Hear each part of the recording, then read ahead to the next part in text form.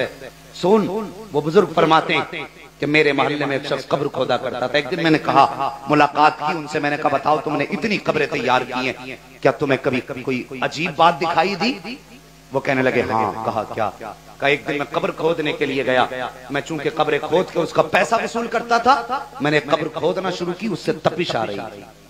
क्या आ रही थी? तपिश का मतलब समझते हैं ना? आंच।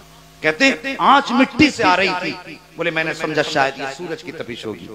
मैंने कपड़ा टांग के कब्र खोदना शुरू की, कहने गर्मी फिर भी कम नहीं हुई। उसके बाद वो कहते हैं मैंने जैसे तैसे करके कब्र खोदी, उसके बाद 2 कब्रें और खोदी। कहते जब 3 कब्रें खुद गई, मैं बैठ गया और इंतजार करने लगा, अब ये आएंगे लोग मुर्दे लेकर के, कब्रों की कीमत देंगे, अपने अपने दफन करके चले जाएंगे। कहते मैं बैठा था कि इतने मैंने देखा 2 फरिश्ते आसमान से उतरे। वो जरा सोच, ठिकाना किधर बनना है, और तुझे अगर लगता है आके तुझे तीजा बख्शवा देगा तो जरा पूछना उलमा से, ये तीजा कहां तक की खैर करेगा। हाँ, मैं साफ कहता हूं, मैं भी बरेलवी हूं। ये मत समझना कि मैं देवबंद से ताल्लुक रखता हूं।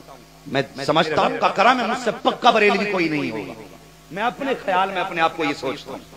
हाँ, बस अल्लाह यही ख्याल मेरे दिल में सलामत रखे। गौर करें, जरा सोचें।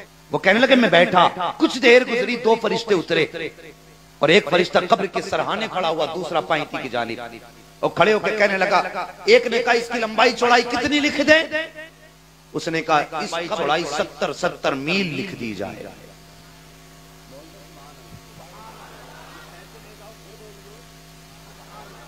कितनी लिखनी है? 70 मील। कहते हैं उसके बताने पर 70 मील लिख दी गई। दूसरी कब्र के पास आए, कहने लगे इसकी कितनी लंबाई चौड़ाई करनी है?